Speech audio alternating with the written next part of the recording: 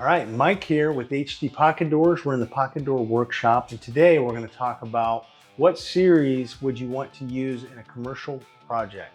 Well, you basically can still use our standard heavy-duty pocket door frame kits. We will custom make them for any wall thickness, any size door. That way they're going to work if your commercial project has steel studs and you've got a 3 5/8 or a 6-inch stud. Whatever that wall framing thickness is, we can accommodate that. So if you've got a 6-inch wall, it's going to be a heavily trafficked area. You've got a big, heavy, solid core door in there. You can use our HDPD CS Series. We've got the Blackout header assembly. This thing can hold up to 350 pounds with soft close, soft open. And so really going to hold up over time. Have that soft close. Got that soft open.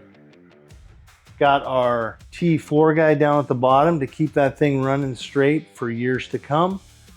And then we've got our tubular steel post that's going to make up the pocket system that you've all come to know and love. This is going to also accommodate a shallow box for electrical outlet in here. You don't have to do anything else.